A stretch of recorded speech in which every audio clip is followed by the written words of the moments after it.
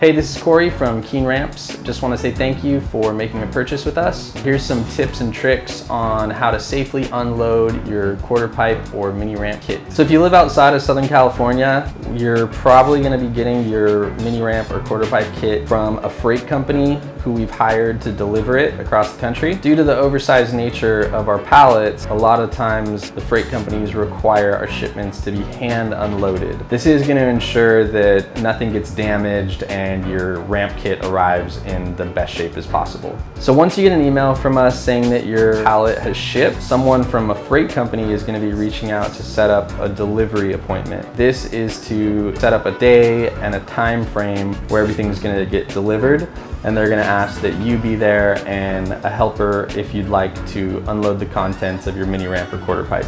So depending on the size of your mini ramp, it's going to arrive on 1 or 2 4-foot by 8-foot pallets. Unloading should take anywhere from 10 to 20 minutes. So the day has come, your mini ramp arrives. It's either going to show up in some type of flatbed like this one, or maybe in a big box truck or an 18-wheeler. And so once that mini ramp is ready to be offloaded, the first thing you're going to want to do is cut the strapping on the sides.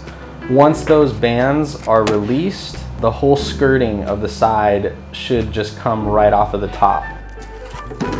So once the banding and the skirting are removed, you're gonna start offloading pieces of the ply. Usually there's 3/4 board right on top. These are just about the heaviest thing in the entire pallet, so do lift these carefully. Use leverage and gravity as much as possible. You're gonna wanna carry them right in the middle to get that center leverage point. So that's gonna make it feel as light as possible. So we're gonna lay down that first piece of 3/4 ply first and pretty much reverse stack this pallet of mini ramp contents. So when you're offloading the 2x4s, usually it's a good idea to stack anywhere between 4 and 6, depending on how strong you are, how much you want to carry at one time. So I'm going to make stacks and then slide them off the back of the truck to where my helper Cameron is going to stack them in the driveway. Okay, so now we have all of our 2x4s offloaded. We've exposed the screw kits and the instructions. We're gonna go ahead and pull those out. So here's our coping. We're just gonna stand it up on end, and I'm gonna wait for Cameron to come back here and grab them. And moving on, we have the transition pieces. For this particular ramp, there's 4. Sometimes there might be 8 or even 10, depending on what ramp you got.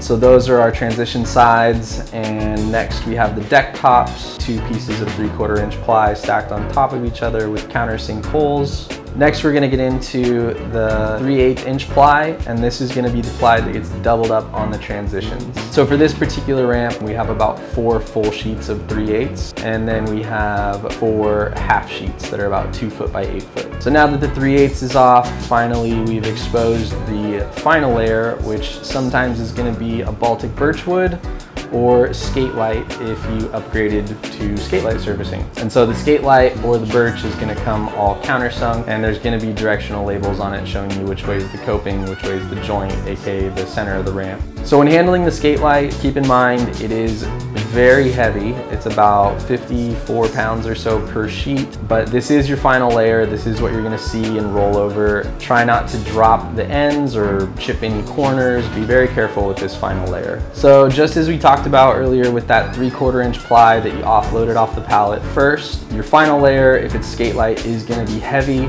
So make sure that you're using your legs and not your back, and not muscling those sheets around too much. Kind of hook your fingers under the bottom middle of the sheet. Put your non-dominant hand across the top, kind of rest it on your shoulder, move it to wherever you need to move it. When it comes time to set it down, try not to slam the edge down onto the other contents of the pallet. Kind of ease it down and shimmy it across, or let it slide across the sheets. That's definitely gonna make sure that your edges don't get chipped and that you don't scuff up the material too much before putting it together.